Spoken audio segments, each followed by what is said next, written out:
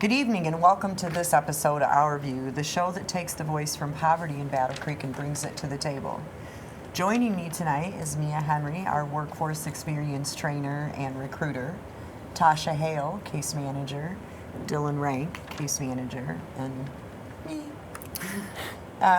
Tonight's show, we just wanted to talk a little bit about community, the community where we live, work, and play. And what co-op means within that community. So, funny, I never thought about the city of Battle Creek having a mission statement. Every city has one probably, right? Do you think about that? Does anybody know what Battle Creek is? I didn't even know we had one either. No. Right. It's to ensure a safe, prosperous, and culturally enriched community. Now, does that change year to year, or is that just something that, how does that come about? I don't know. Oh. I just went on their website. Okay. And got their mission statement. They said that we envision Battle Creek as an extraordinary community where people choose to live, work, and play. Do we think they're nailing their mission statement?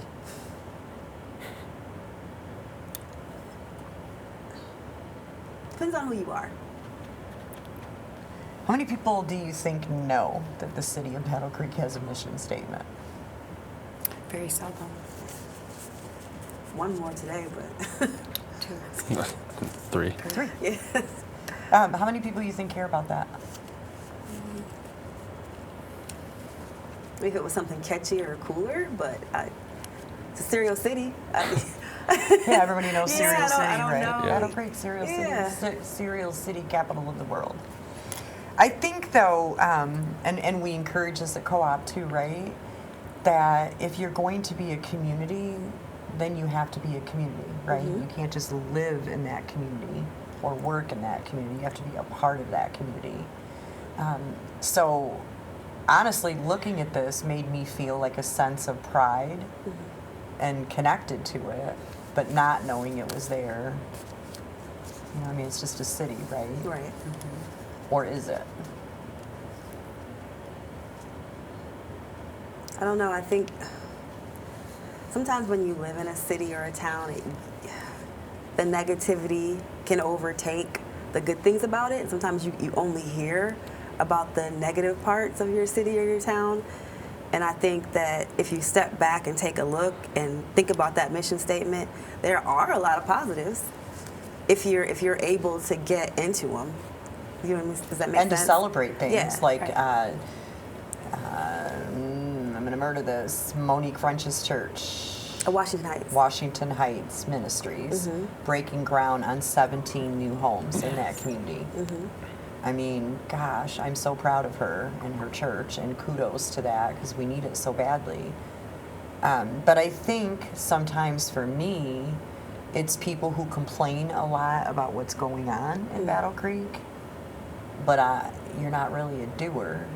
True. You're not really doing anything about that, and how are you showing up to make community? Because I believe we all have a responsibility to that. Yeah. Like in the individual neighborhoods where we live, we have a responsibility to keep things safe. Dylan, you've been faced with some of that.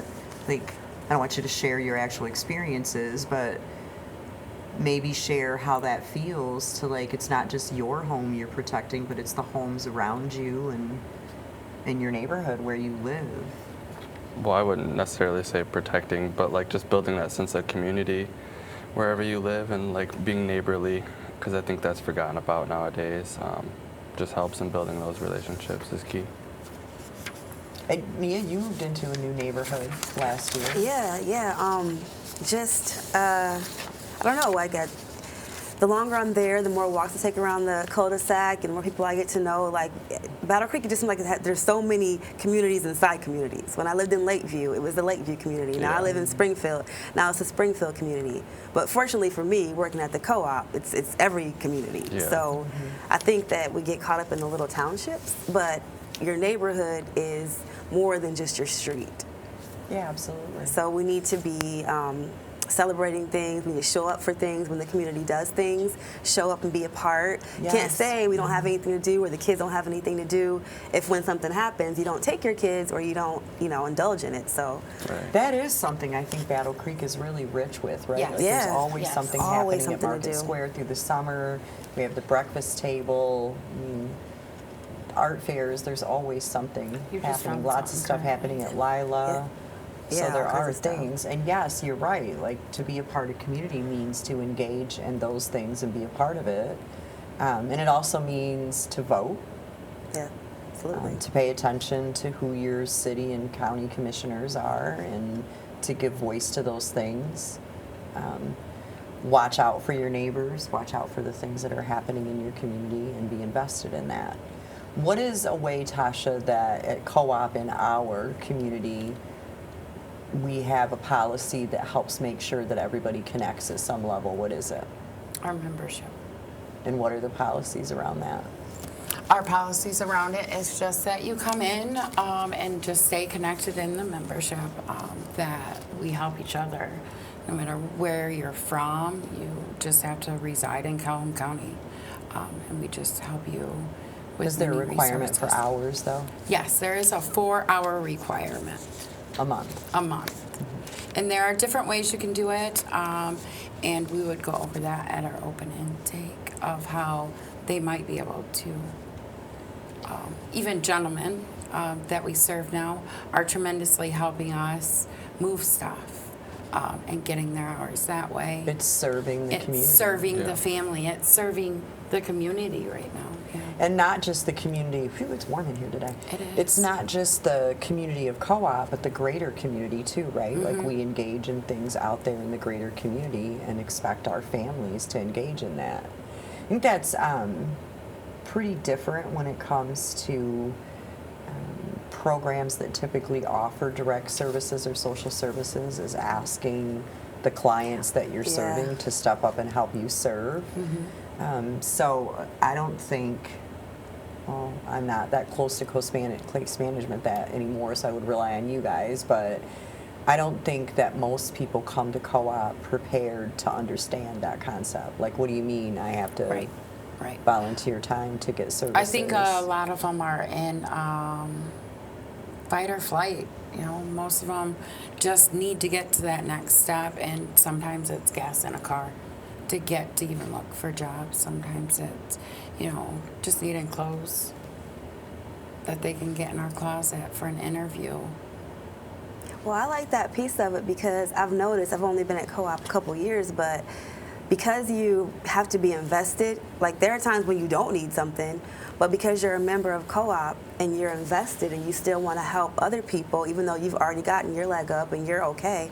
Like, I see members that come in periodically, I'm not there all the time, so periodically I'll see somebody I haven't seen, and they're not there to do anything but help out or see what's needed.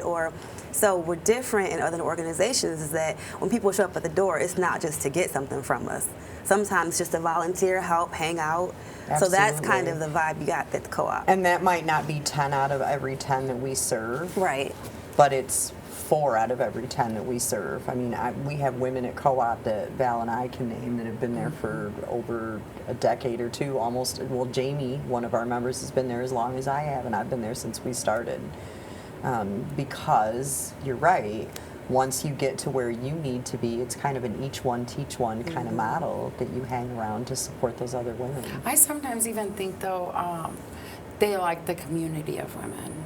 So for themselves, I think it fulfills them. It gives them a feeling of like community for themselves. Even just being around women, sometimes you could feel defeated, and it just you could have a conversation and walk out lighter. Like Diane the other day when she came just feeling completely defeated and just being surrounded by the women that were in the building. Yes, She left there feeling like she had hope. I totally agree. I do too. And I also think that there is a lift for everyone in it. I mean, I feel lifted when somebody is successful or when we're able to rally around a family and through encouragement and empowerment and supports, we can make something happen.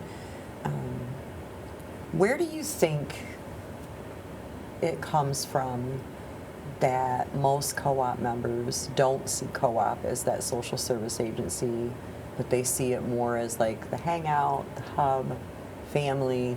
That's a place where I'm going to go dump my things that are on my mind, Well, it's because and my stress. we've created a different environment at co-op where it's not like other agencies where they almost expect to come in, get something, and then leave.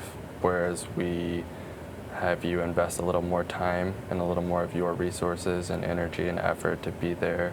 And then that creates that family environment and that sense of community, and like it's a place where you can come and dump all your troubles or issues and feel safe doing so. And bring your kids. Yeah. Not a lot of people just say, okay, let's go get you something to eat. Let's get you some crayons. Let's go in the room and color. Why Susie might talk to Teresa.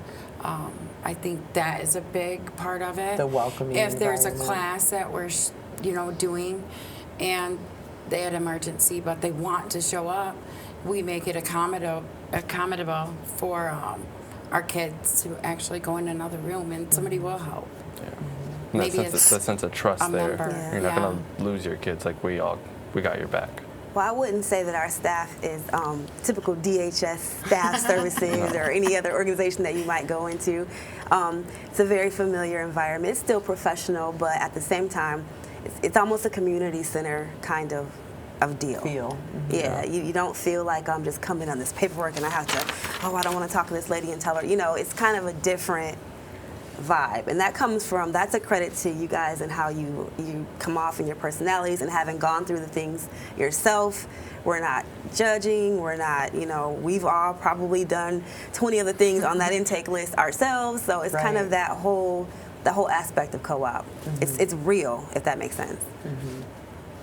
And I think that we give a lot of space for the clients that we serve to be real and meet them where they are, and not to, push them in directions that they don't want to go in. And nothing's very cookie cutter at co-op. Yes, I know, as your boss, I put policies in place and procedures, but we've always treated each case as an individual case and what it was that they needed. And I think at the end of every one of our policies, it says something like, unless otherwise Right. directed by senior staff. So there's always room to bend and flow according to our membership. And then I think that the other amazing thing for me is we're not just providing those supports, but we're also talking in the community about why these supports are needed, right? Like civic engagement for us is huge. Because we want to meet with partners and say, yes, you're bringing a great thing to the community, but it's not working for our community, and here are the reasons why. Right. Do you feel like we do that work well? Absolutely. I have to give credit to you because I think that we work really hard to place people. And I just feel we work very hard to place people. I feel I got to give you kudos because you work 2 jobs and you still hustle for us Oh, as thank you. Women's Co-op. Thank you. It's just love fest. Hey, we're all is. hustling here. That's it. I know we all are, and it's warm in here. I say this all the time. Like with caseloads of over 100 people, and I come in on Monday, and it's just like chaos and heavy stories and a lot of people. And I don't know how y'all do it, but it is a credit that you do it with the humility. You do it with the grace, the caring. I don't ever see bad attitudes. No one. If anyone leaves the co-op saying someone was mean to them, I'd have to say, Because What in did you do? cases where we probably should have been mean, we were not mean. So it's a credit to you guys. That's heavy work. People come in and share a lot, and sometimes you can't help, sometimes you can, and I can imagine what that's like at the end of the day when you go home. So credit to you guys too. And I think credit to our organization for what we value because, yes, you can have behavior up at co-op or throw an attitude and have a bad day, and we will ask you to leave, but we don't ask you to leave permanently. Right. come back tomorrow when you've calmed down and you have a better attitude. Sorry somebody jerked your chain today, but Right. maybe tomorrow will be a better day for you. And even members who have failed in placements or people who, fail at their program, we don't ever say to you, oh, sorry, Tasha, but you were here 3 months ago and you failed at getting your GED. We just pick up where you left off and we say, hey, let's try to, communicate better. Let's stay in contact. Like, we have a value that you can try, fail, and succeed. Right. When I talk to them, each individual one, I just express walking in our door and just using the resources, just understanding that it is going to take time. Everything takes time, and yeah, we all want, a job right now. But if you just dedicate that time to maybe coming into the co-op, working on your resume, working on getting a birth certificate, work on getting a social security card, work on computer looking for better jobs. I think our training program's excellent, and it helps individuals also with skills that are needed outside in the real world for these particular things. I think it gives our women a lot of great. Dylan, we talked a lot about the network today, and we've added in 2024 case management for the men. How does that work in integrating them into that network? So we don't actually integrate them into a network per se. Like, they're not a part of women's co-op membership. So the guys, they get all the same benefits, they get the case management, all the resources, all the help without being in the network. They kind of have their own network, and I've kind of worked with a lot of the guys on like giving back what you're getting out. So like, hey, you might have got all your community service hours done, but Joe over here just started this job and he needs a ride to work. So since we helped you, can you help us? And it just kind of builds off of like the idea of what women helping women, but it's men helping men and then some, because you don't want them to fraternize with each other or have, for lack of better words, cross-contamination with the men and the women, but having the men help where they can, like move furniture or, just adhere to like the respect and the boundaries there has been really good. But yeah. Why do we not want to put men in our network with women? Oh, you have desperate men and desperate women. And Vulnerable populations. yeah, it just doesn't really pan out very well. So that's Kind why. of like 12-step recovery programs. Yeah. Yeah. Fraternizing. Mia, what types of training programs are accessible for folks through the co-op? Like just through the core of the co-op? Oh, okay. So right now we have opportunities in manufacturing, food manufacturing. We're partnered with Bronson in a couple of areas at the hospital here in town. We just recently collaborated with Community Action Agency in regards to early childhood education, and that's the one I'm most excited about. There's a shortage of early childhood educators, and there's so many programs right now to get people involved. So you could get in that program, do on-the-job training, get your CDA certificate, and all the while getting a stipend, which is particularly important because everybody's time is their time, and a lot of They need to be cases people can't compensated for afford to that. use that time to learn things in this society. It's unfortunate, but it's true. So to get paid to so to learn get paid is to learn nice. is a blessing. Yes. Gives Yeah. value to your time. For Yes, sure. it does. Yeah. Yes, it does. Dylan, what on-site training programs do we offer? Like in-house? Mm-hmm. Oh, the janitorial program and frontline services. Which is clerical, Yeah, like- front desk. Yeah. And then Tasha, we have partners like Kellogg Community College that have IAT programming. Tell us about Yes. some of their programming and how that works with us. So as of Monday, they're also offering a program that, a lot of programs that will pay you a stipend. That could be in corrections, computer business. We also do one at the Women's Co-op for, what's that one? Office called? procedures. Office procedures. So there's quite a bit. Corrections, they're going to offer a stipend. They're going to go case by case. So I think that's fantastic that maybe you do have a background and because there's so many jobs out there that they might work around it. And I think that's what we need. So the college is offering shorter certificate type programs Yes. for things like corrections, retail management, business. Computer and IT, certified nursing assistant. CNA. And you could go right directly through the doors of Kellogg Community College to receive these tuition-free programs, or you can come to Women's Co-op and we'll help you get connected to KCC. And then Mia, you and I interviewed Dr. Preston Hicks for the show and found out that there are also a lot of training opportunities through Goodwill Industries. There are. And then Dylan, we have one other partner in Michigan Works. They also have trainings available, and then they have hubs. Can you tell us a little bit more about like what hubs and specialized programs like Breeze can do?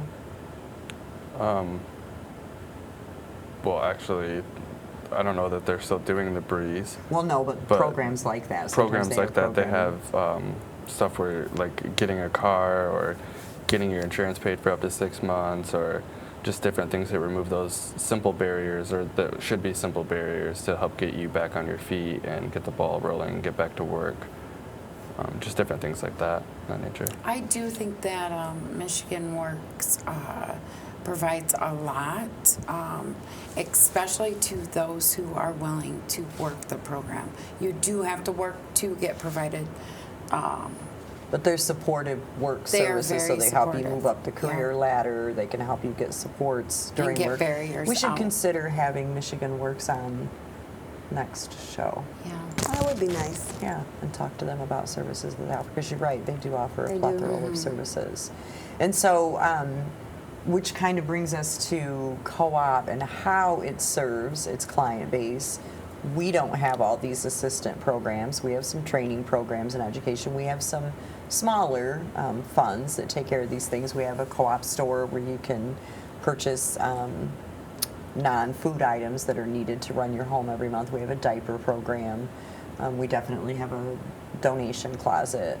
But it is partners who help us, and what we do is try to help clients navigate through those different partners, because agency time is a real thing, right? Yes. Like Right. having to go 6 different places, get 5 denials before you get somebody who can actually help you.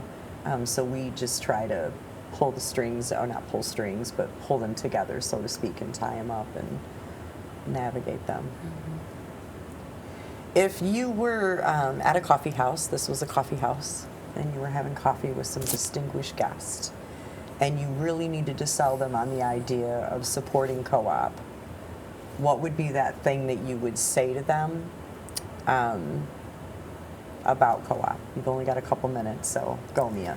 Honestly, when people ask me what we do, I just say everything. Everything. Do you need help? Just go to the co-op. I'll call Val. I'll call Teresa. You know, that's all I can really say, because I don't even know the extent of what we help with. I just know we help with everything. Everything. Tasha?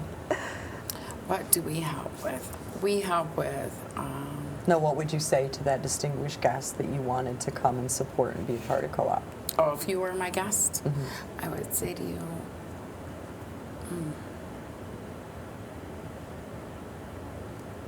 walk in the doors. See it for yourself. See it for yourself. I personally walked through the doors less than 6 months ago as an intern, and I feel like I'm home. I feel like when I give to somebody that it's just my time. Yeah, do I work hard for them? But they work hard too. I feel I was given a bad hand, and I wish I would have found something like this at 16. And I think it's just great. So I would just tell them, walk in the door, we'll find you what you need. And if I can't, I'll find you somebody who can. Dylan? I think just a mix of both of those would be good. Just come and see it for yourself, because yeah, we do everything. Everything. And you want to be part of a family, come to the co-op. You have to see it to believe it. See it to believe it. Closing thoughts? That was pretty much it. You got to see it to believe it. Seeing is believing. I'm a believer.